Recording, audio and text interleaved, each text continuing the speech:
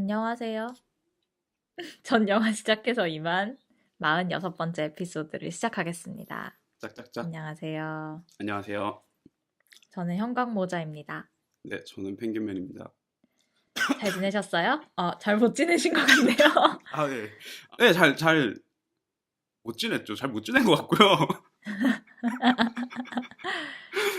뭐, 솔직하셔라.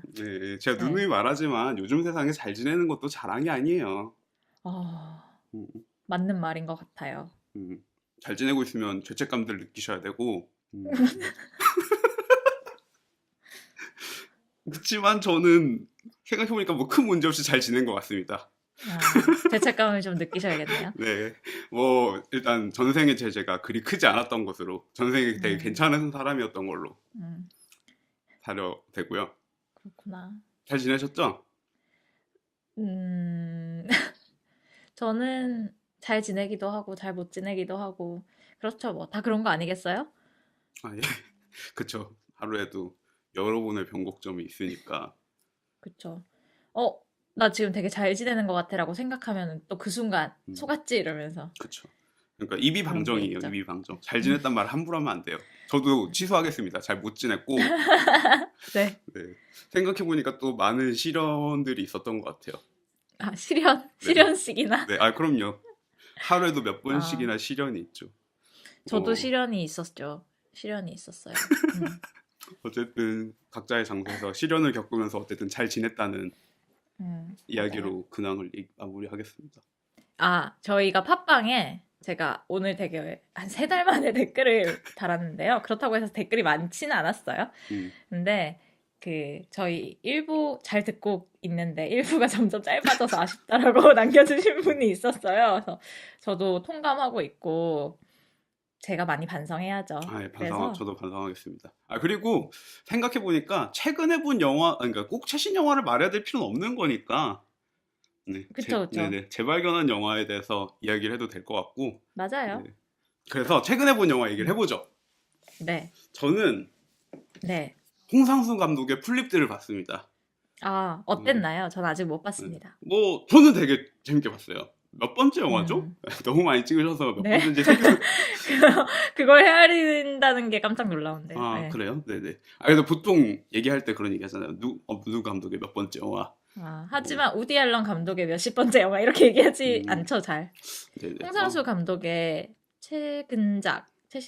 네네. 강변 호텔이 있군요. 개봉 네네. 안 했지만. 네. 일단 개봉을 해서 러닝타임이 되게 짧아요. 1시간이 조금 넘는 음, 러닝타임을 가지고 있고, 그래서 좀 가벼운 마음으로 극장에 찾아갈 수 있는 영화고, 며칠 전에 이제 관객 수를 잠깐 체크해 봤는데, 한 7천 음. 명 정도 스코어로 마무리될 것 같더라고요. 아, 네. 만 명이 안 되네요. 예, 예. 뭐, 하지만 뭐 정확하게 모르겠지만, 뭐 단편 영화보다 사실 적은 수의 스텝을 기용하면서 하는 거라서, 이게 수익이 어느 정도로 나는 건지 정확하게 모르겠네요. 그래도 어쨌든 간에, 플립들을 그래도 간단히, 아, 갑자기 책임감이 생겨가지고, 일부를 좀 더 성의 있게 해야겠다, 이런 책임감이. 예. 플립들은, 한 카페를 중심으로 일어나는 여러 인물들 사이의 대화를 다룬 영화고요. 마치 뭐, 홍상수 영화가 사실 늘 그랬죠. 늘 그랬고, 대화가 주제죠. 네네. 그리고 뭐 그래서 짐 자무시의 커피와 담배 같은 영화도 생각나고 하지만 커피와 담배요? 아 시끄러. 짐 자무시의 음, 커피와 담배가 음, 생각나기도 하고 뭐 그런 점이 있지만 근본적인 차이가 있다면은 어쨌든 간에 이들은 소주를 마신다. 음, 카페에서 커피로 시작했지만 이들의 대화는 소주로 결국엔 끝나게 된다. 음, 뭐 이런 전형적인 홍상수식 음. 전개를 따르고 있습니다. 기승전 소주. 그쵸. 기승전 소주. 근데 네. 이 이야기 어쨌든 핵심적인 인물은 그 김민희 씨 캐릭터의 존재고 음, 처음부터 김민희 씨로 시작하진 않아요. 되게 처음에는 그 다른 두 남녀의 대화를 엿듣게 되는데 이가 우리가 자연스럽게 영화 속 인물들의 대화를 엿듣고 관찰하는 도중에 관객들은 지금까지 이 사람들을 엿보고 엿들은 게 미니라는 존재였다는 걸 알게 됩니다. 음, 미니는 글을 쓰는 사람인데 뭘 쓰는지는 모르고 커피숍에 하루 종일 앉아가지고 이 테이블 한량이네요. 네? 한량이네요. 아, 저 되게 좋은 사람이었구나. 어쨌든 나 누군가 네. 했네. 미니는 한량인데 아는 사람이었다. 그러니까 네. 아 그랬구나. 미니는 한량인데 커피숍에 가가지고 이제 하루 종일 주변 사람의 대화를 엿들으면서 아마 거기에 관해서 쓰는 것 같아요. 그러면서 이제 자기가 그 사람들을 평가하기도 하고 그들의 과거와 현재를 상상하기도 하고 그리고 미래를 예측해 보기도 하고 뭐 그런 행동을 하는 거죠. 마치 음, 무슨 뭐 그리스 연극에서의 코러스 같은 존재인 것 같기도 하고 어쨌든 그런데 음, 근데 이 영화 재밌는 점은 영화 중간에 결국에는 이런 미니를 의 시선을 그 중에 등장인물들이 알아차리고 자신들의 자리에 동석하기를 제안한다는 점이에요. 음, 그러니까 결국에는 누군가를 바라보는 일 자체가 어쨌든 간에 자신도 관찰당할 수 있는 가능성을 내포하는 거고 특히나 카페라는 공간에서는 사실 가능성이라보다는 거의 필연에 가까운 일인 것 같은데 그런 면에서는 사실 짐 자무시의 커피와 담배보다는 히치콕의 이창에 가까운 얘기라고까지도 할 음, 수 있는 점이 있고 음. 근데 이제 이창의 주인공이 누군가 커피 마시는 점을 카페 안에서 바라본 거죠. 같은 공간 안에서. 음. 그래서 눈이 마주치고. 네네. 네. 근데 이러한 점을 생각해 보면은 이 영화는 약간 골 때리는 얘기가 되는데 이 이야기 속에 직접 등장하지 않는 존재들이 있어요. 예를 들면은 카페 주인에 대한 이야기가 굉장히 많이 나와요. 소주를 음, 먹게 해주다니 정말 너그러운 음, 사람이다라거나 음, 아니면은 클래식 음악이 계속 나오는데 카페 주인이 클래식을 좋아하나 보다 뭐 이런 얘기가 나오는데 음, 아니면은 그 미니가 동생과 식당에 가는 장면이 있는데 식당에서는 그 식당 주인이 뒷모습만 잠깐 나오는데 단독샷으로 음, 잡혀 있어요. 그래서 그 인물 등장하지 않는 인물들에 대해서 굉장히 음, 강한 인상을 주고 있는데 이 영화는 음, 미니가 그 인물들 지켜봤다면 다시 이들을 지켜보고 있는 존재 같은 걸 수도 있고 또 동시에 계속해서 클래식 음악을 필요한 적절한 순간에 틀어줌으로써 사실 음, 이야기의 개입자이기도 하고 음, 주요 등장인물들이 뭐 홍상수 영화에서 늘 그랬지만 여기서도 배우거나 작가이거나 뭐 그런 점을 생각하면은 이런 구조 자체가 되게 의미심장한 면이 있는 것 같아요. 음, 이야기는 그렇고 여전히 그때 우리가 그 후 이야기할 때였나? 어쨌든 홍상수가 흑백 영화를 계속 찍을 것 같다는 얘기를 했었던 것 같아요. 음, 근데 음, 역시나 강변호텔도 그렇고 흑백 영화로 계속 찍고 음. 있고 그러네요. 그 점에서 가장 달라진 점은 예전에는 그 인물들이 과거에 대한 집착은 있었지만 거기에 대해서 뭔가 시간 자체에 대해서 좀 더 사유하는 거에 가까웠다면은 지금은 확실히 죽음이라던가 그림자라던가 그런 이미지들이 훨씬 음, 더 가득해진 것 같아요. 아마 음, 강변호텔의 시놉시스만 들어도 죽음이 사실 가득한 이야기고 음, 그런 점이 음, 결국엔 흑백 영화를 선택한다는 점이랑 엮여 있는 것 같은데 뭐 강변호텔을 보고 좀 더 생각을 정리해서 그때 얘기해도 음. 괜찮을 것 같습니다. 어쨌든 재밌어요. 재밌고 뭐 그렇네요.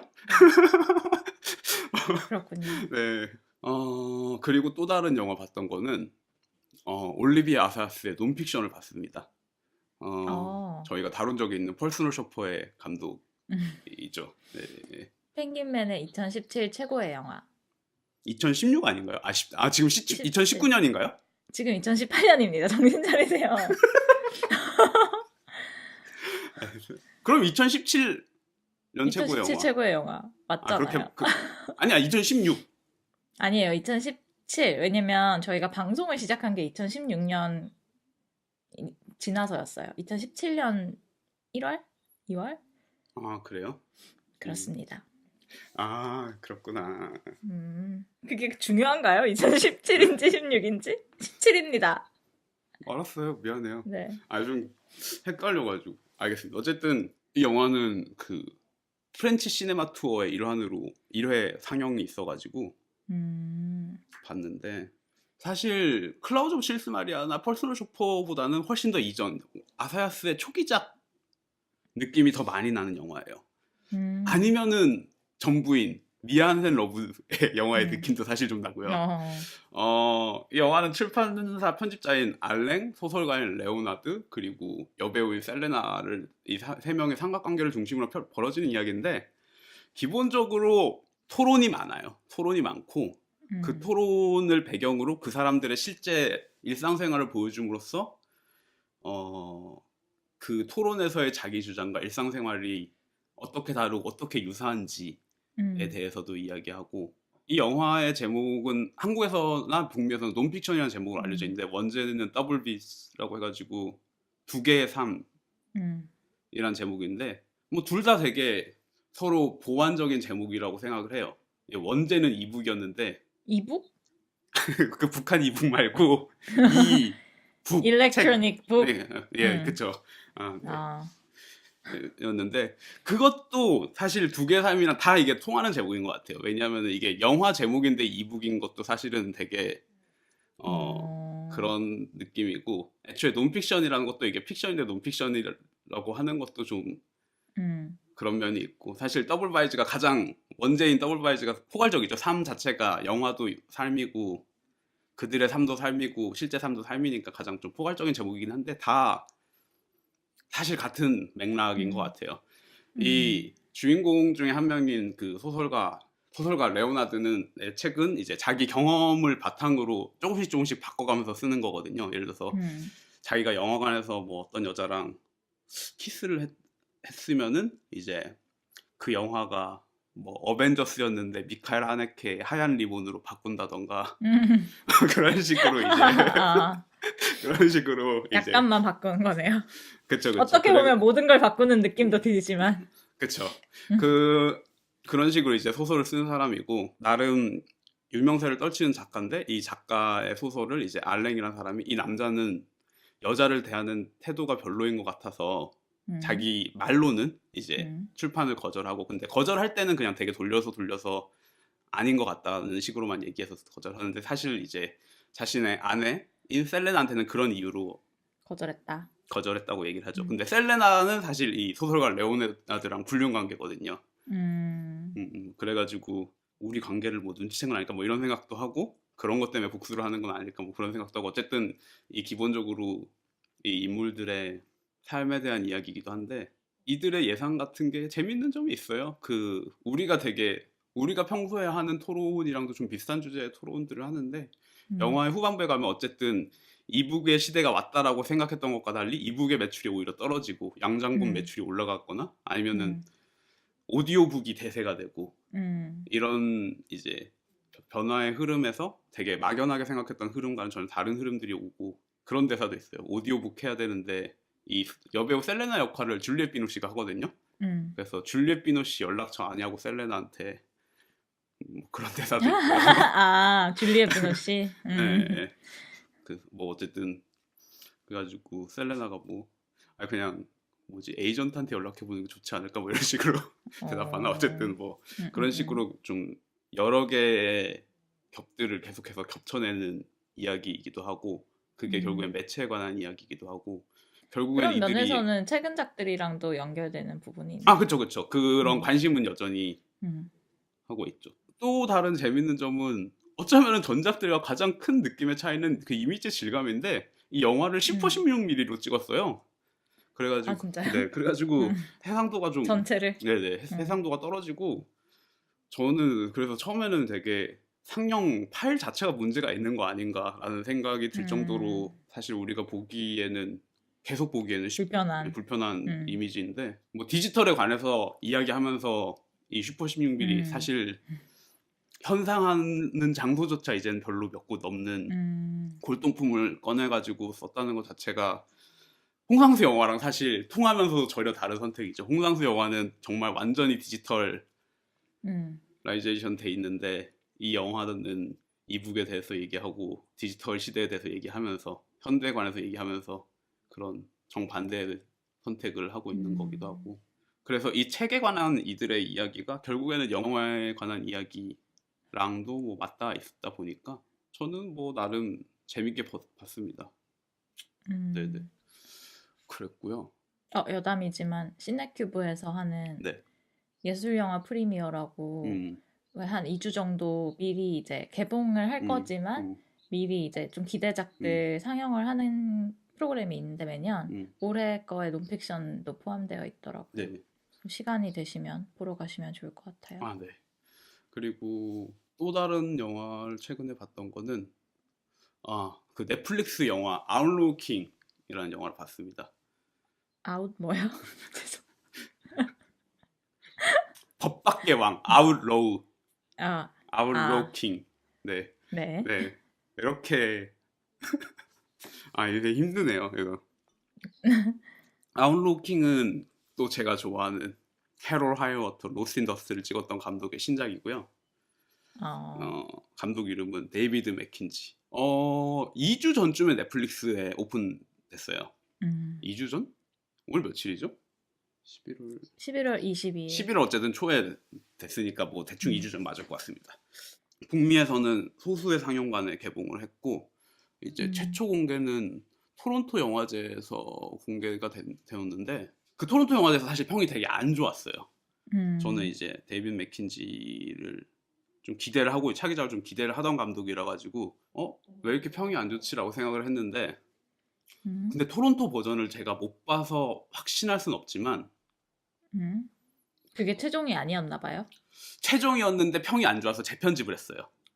아하, 예, 그래서 네. 20분 정도의 장면이 잘려 나갔다고 하는데 음, 많은 평론가들이 별로 좋게 얘기하지 않았지만 저는 이게 올해의 영화 중에 한 편이라고 생각을 하고 스코틀랜드 정말요? 독립전쟁을 다룬 시대극이고요.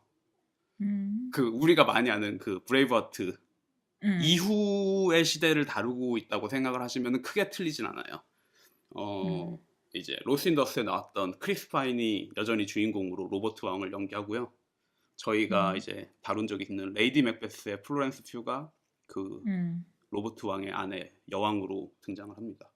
플로렌스 퓨 같은 경우에는 레이디 맥베스의 그 이미지가 여전히 좀 음, 반영이 돼 있는 역할이고요. 토론토에서 나왔던 부정적인 평을 살펴보면은 좀 이 영화가 이야기 전개가 좀 느리고 그 약간 음, 산만하고 음, 영웅을 다룬 좀 뻔한 영화였다라는 음, 평으로 기억을 하고 있는데 뭐 근데 솔직히 제가 그 평들을 열심히 읽어보진 않아서 모르겠어요. 왜냐면은 그냥 되게 한 줄짜리 단신들을 그냥 제가 본 거, 뭐 트위터에 이제 올리거나 뭐 평론가들이, 그런 것보다는 트위터는 제가 안 해서 사실 그런 건 아니고 그러니까 기사인데 이제 음, 토론토에 있는 영화들을 전체적으로 리뷰하면서 그냥 이 영화는 어땠고 이 영화는 음, 어땠고 약간 이런 기사로만 접해가지고 잘 음, 모르겠지만 저는 이 리뷰가 옳다고 생각해요, 사실은.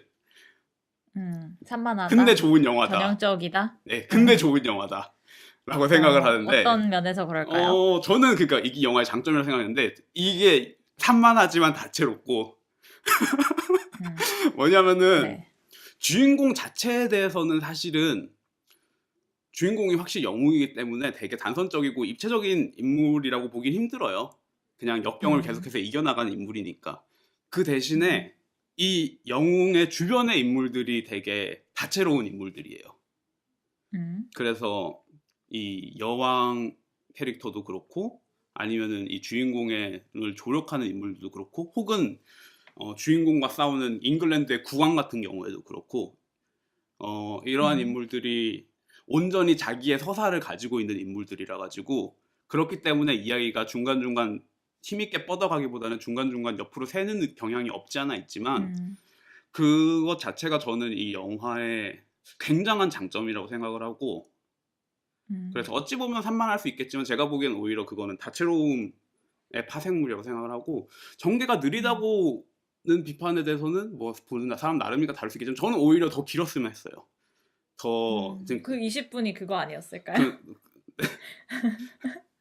20분? 잘려나간 20분? 뭐 모르죠. 어쨌든 음, 근데 저는 기본적으로 느낄 때 아직 끊을 타이밍이 아닌데 음, 감정이 전달되고 음, 있는 중인데 계속 컷을 하는 느낌이 들어가지고 음, 이게 컷이 너무 빠르다는 생각이 들더라고요. 좀 확실히 서두르는 느낌이 나요. 그래서 오히려 그런 부분이 저는 이 영화를 보면서 좀 아쉬웠고 음, 극장에서 볼 수 없는 게 가장 한인 영화 중에 한 편인 것 같아요. 올해.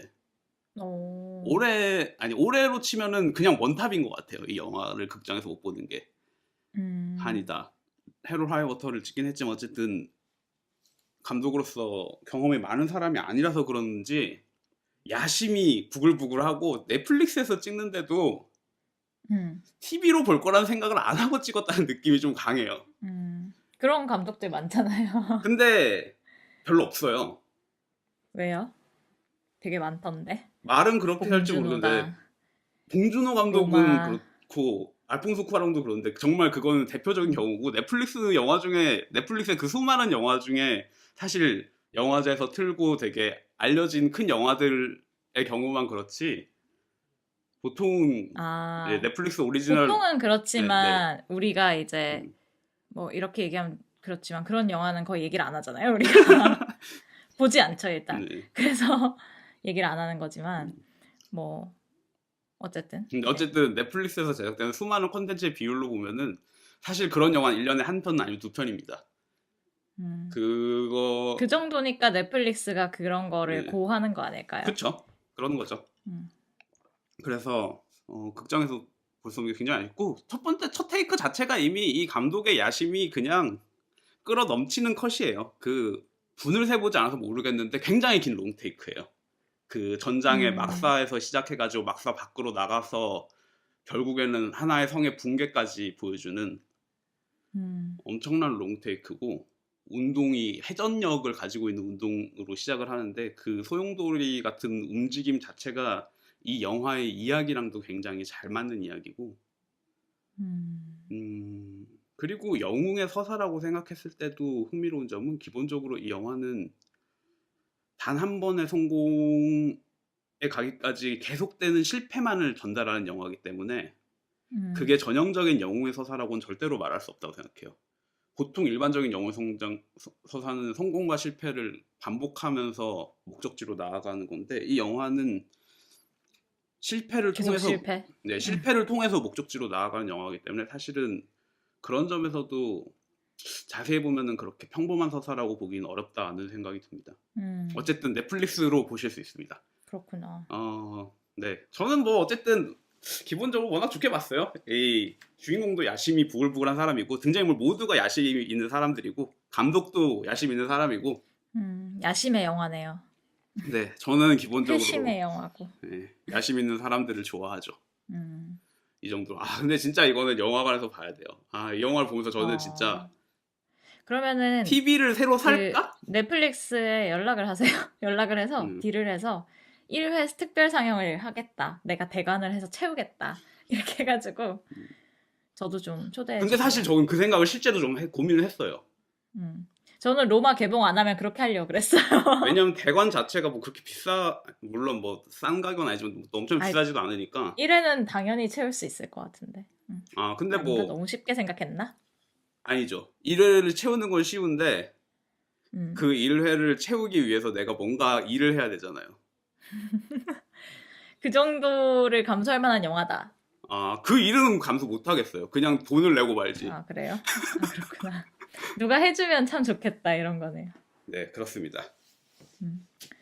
말이 나와서 말이지만, 음, 로마는 개봉관을 잡고 있죠. 네네네. 그래서 개봉하면 왠지 극장에서 볼 수 있을 것 같아서 기대가 되고요. 개봉관도 잡혀 있어요. 알아요. 어. 근데 제가 못 볼까봐. 아, 저는 그런 생각이 들더라고요. 네. 이게 정말 소수의 개봉관만을 잡으면, 근데 나중에 아마 보실 거예요. 왜냐면은 오스카에서 작품상을 받을 거기 때문에 그러면 학대 개봉을 할까요? 그, 나는 그래도 넷플릭스로 볼 것 같은데, 사람들은. 그게 아니라 앵콜 상영으로 소수의 영화관에서 다시 잠깐 할 거고 그때 음. 보실 수 있을 거라고요. 지금 한번 처음에 놓치시더라도. 네. 그럴까, 과연? 일단 그거는 주거지에 달려있는 문제라서 아, 저는 잘 모르겠네요. 그렇구나. 어, 네네네. 저는 최근에 본 영화가 많진 않은데, 네. 보헤미안 랩소디를 봤고요. 네네. 이거는 너무 이제 주변에서 많이들 보자 이래가지고 봤죠. 퀸 좋아하시나요? 퀸 좋아하죠. 음, 퀸 안 좋아하는 사람은 많지 않지 음, 않을까?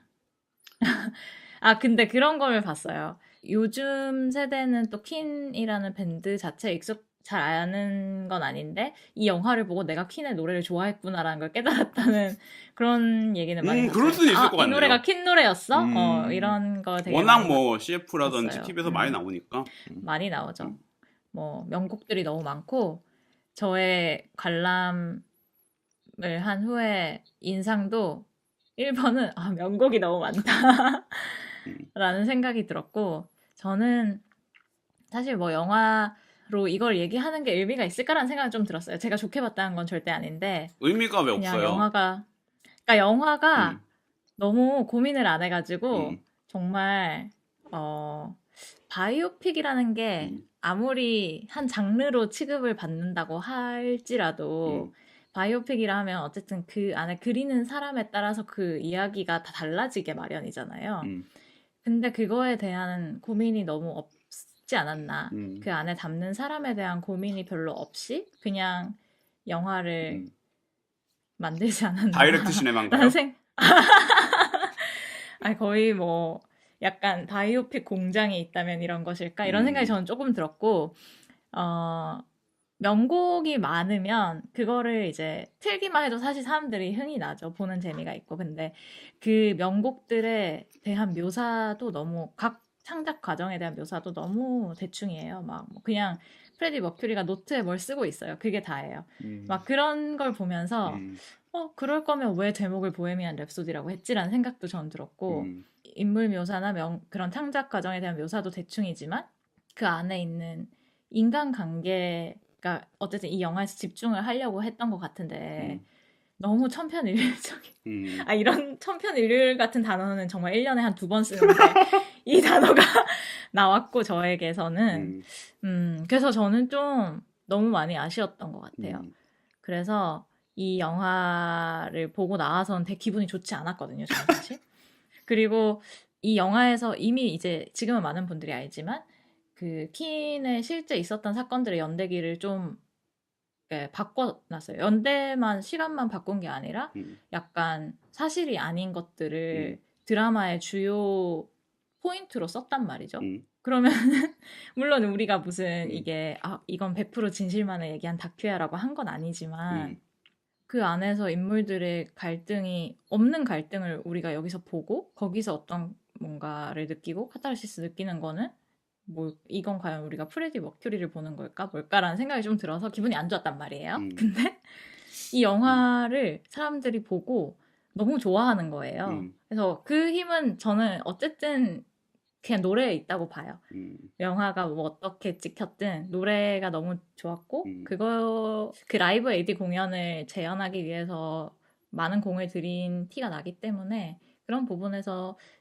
성공을 했구나라는 생각은 드는데 뭐 그렇게 해서 이제 집에 가는 길에 유튜브로 라이브 에이드 실황을 찾아가지고 봤다는 사람들이 그렇게 많더라고요. 음, 그래서 뭐 내가 여기서 보헤미안 랩소디 영화가 너무 거지 같아라고 한들 그게 무슨 의미가 있나 라는 음, 생각도 저는 좀 들었고 음, 물론 나중에 더 좋은 프레디 머큐리 전기 영화가 나온다면은 더 신나는 일이겠죠. 근데 일단은 음, 그냥 그런 영화다. 음. 저는 뭐 보지는 않았지만, 물론 이제 음악 자체가 크게 한몫을 했겠지만, 음. 정말 사람들이 그것 때문에 좋아했을까? 결국에는 그 가짜로 지어낸 이야기가 한몫하지 않았을까? 그래서 저는 화가 나더라고요. 음, 그 그래서, 가짜의 이야기들이 음, 너무 또 그게 참 가짜 이야기도 잘 쓰면은 가짜로 잘 쓰면 참 좋겠는데 음, 너무 클리셰고 음, 약간 그런 거 있잖아요. 잘 나가는 밴드 멤버 한 명이 밴드를 솔로 활동을 하면서 밴드를 깨고 음, 막 의리를 저버렸다가 회개하고 돌아오고 음, 그리고 자기가 이제 죽을 병에 걸렸다는 걸 알고 음, 정말 일생일대의 마지막 공연을 펼친다라는 음, 게 너무나 편리하게 음, 만들어진 이야기인데다가 음, 사실이 아니라는 거죠. 음, 그런 면에서 저는 좀 화가 났던 것 같아요. 음, 그리고 이거는 확신하기 힘든 부분이지만 저에게 느껴지는 인상은 이 영화에서 프레디 머큐리의 에이즈를 이 사람이 밴드를 버리고 떠나고 약간 벌로써? 나쁜 음, 게임에 넘어간 동안 음, 이제 일어난 일처럼 음, 뭔가 묘사가 되어 있고 음, 그걸 통해서 이제 밴드 멤버들을 다시 한 자리에 모으는 것 자체가 음, 상당히 좀 불쾌했어요. 음, 그랬습니다. 네, 그렇군요. 그리고 다른 영화는 저는 넷플릭스로 봤는데 네, 바람의 저편 음, 오손 웰스 감독의 미완성 유작이었던 영화가 올해 완성이 돼서 음, 어, 베니스에서 상영을 했었죠. 네, 부산에서도 했었고. 그래서 저는 이걸 넷플릭스로 봤는데 너무 슬펐어요. 아, 네, 울지 마시고요. 네, 너무 슬펐어요. 이게 너무나 명백하게 자전적인 이야기죠. 음, 나이 들어가는 감독이 자기가 죽지 않았다는 걸 보여주기 위해서 영화를 찍는데 영화 재정적인 문제들이 그 영화 완성을 방해하고 또 그 와중에 그 본인이 이제 느끼는 우정이나 거기에서 배신당했다고 느낄 때의 실망감, 상실감, 음, 뭐 그리고 자신에 대한 그 영화 광들이라고 소위 말하는 영화 팬들의 피상적인 관심 그런 것들이 굉장히 흥미롭게 버무려져 있는 이야기고 정말 너무 뼈아프게 솔직하다는 생각이 좀 들 정도로 저는 보는 내내 조금 슬펐던 것 같고 음, 재미있는 구성을 취하고 있어요. 이 주인공 제이크 한나포드라는 70세 감독인데 이 사람이 이제 생일 파티를 하는 그날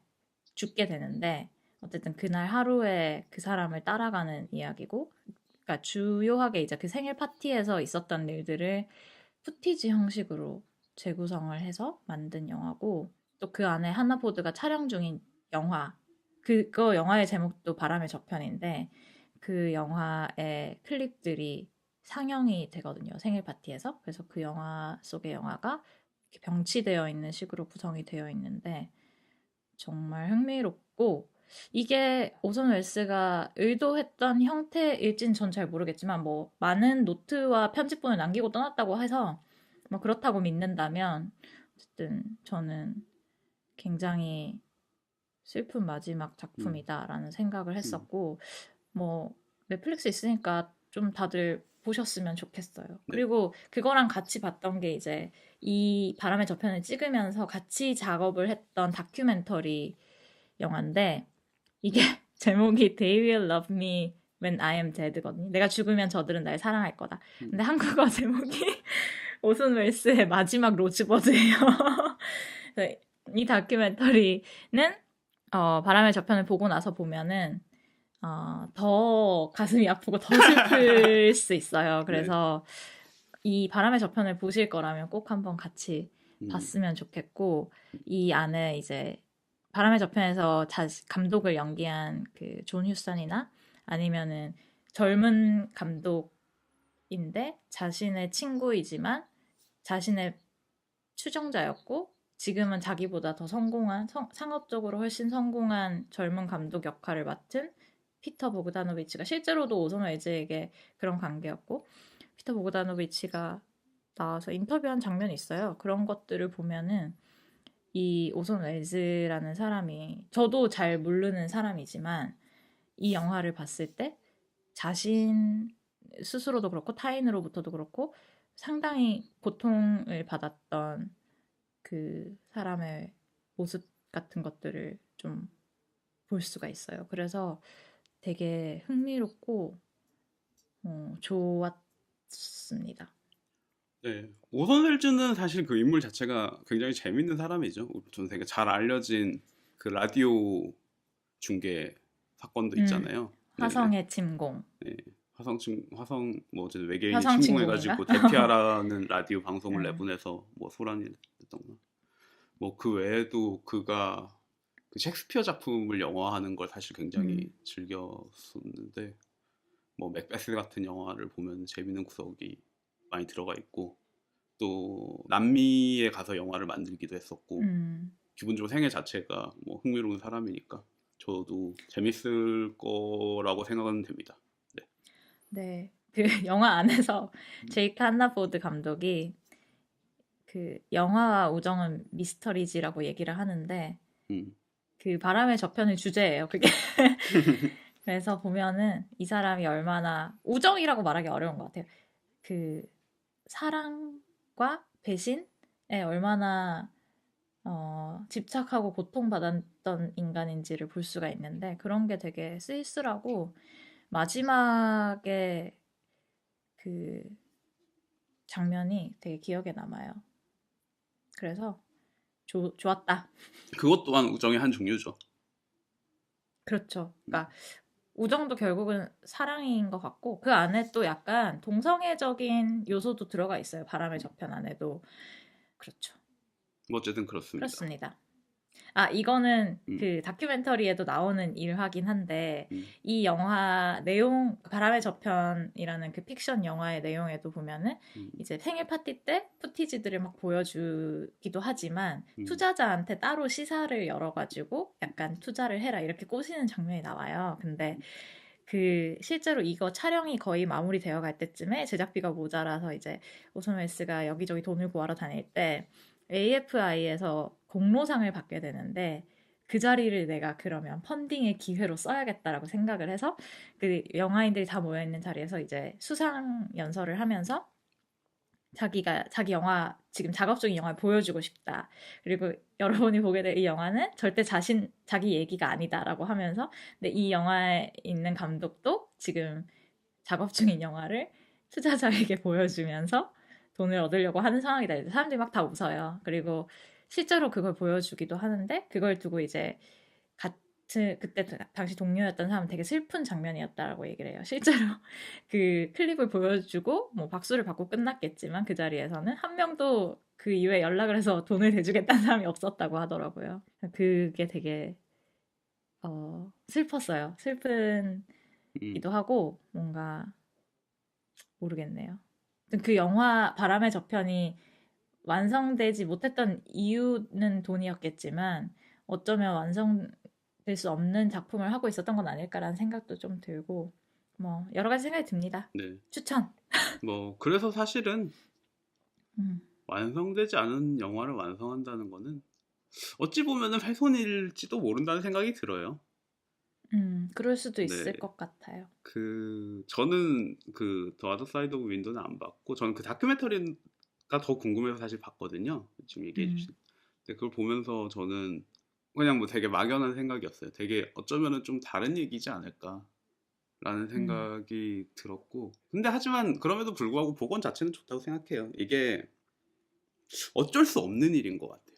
그 복원을 하려고 뭔가를 시도한다는 행위 자체가 결국에는 뭔가 새로운 다른 것을 만드는 아니, 네, 뭐 그건 그런데 이제 제가 하고 싶은 말은 애정이 담겨 있지 않으면은 시도도 할 수 없고 복원의 과정 자체가 끝나려면은 어마어마한 애정이 있어야 되고 그 애정은 제가 봤을 때는 광기에 가까운 애정이 있어야지 그게 달성이 될 수 있는 일이고 그런 사람이 만든 음, 복원판이 온전할 리가 없다는 생각이 들어요. 음, 자기가 생각하는 그 사람을 결국에는 형상화하는 음, 일인데 아니 뭐 그게 나쁜 일이라는 건 아닌데 그냥 재밌는 일이라는 생각이 들어요.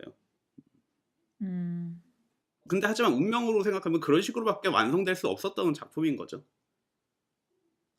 그쵸. 안 그랬으면 음, 그냥 존재하지 음, 않는 음, 거니까 알 수 없는 음. 일이죠. 아무튼 뭐, 오늘 좀 일부가 성의가 있었던 것 같습니다. 네, 그렇네요.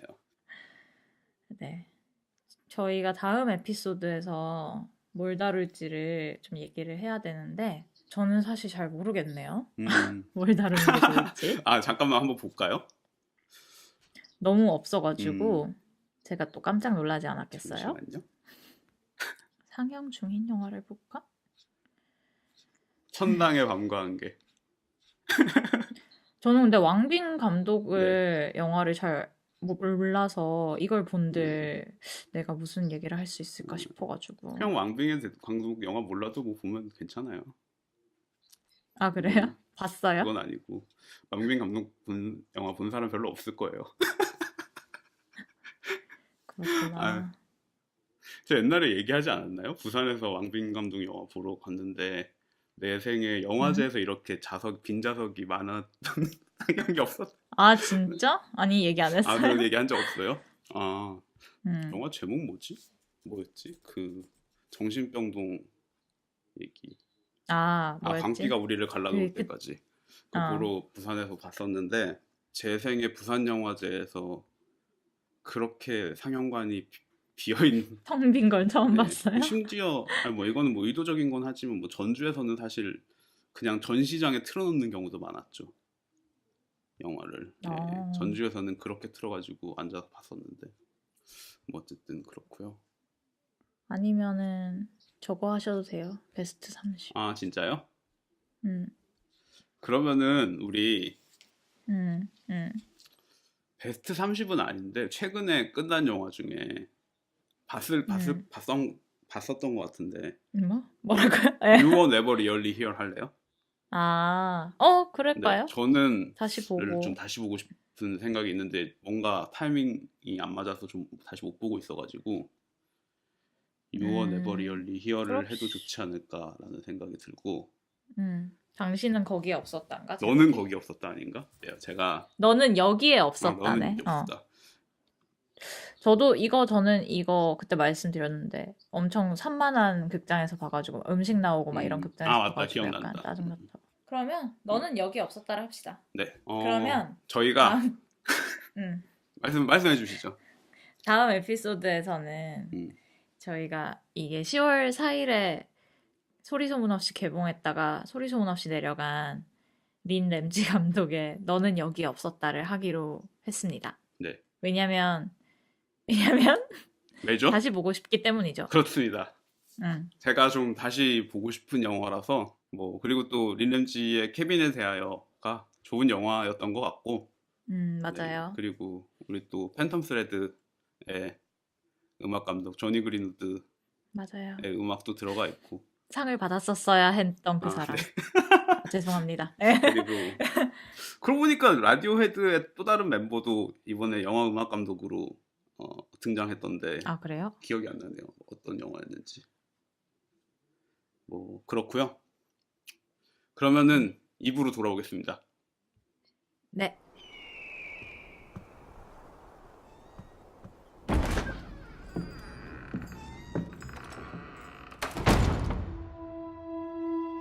People are so easily distracted. So I'm the distractor with a little story. People can't get enough of them because, well, they connect the stories to themselves, I suppose. And we all love hearing about ourselves. So long as the people in the stories are us, but not us. This'll tell the tale.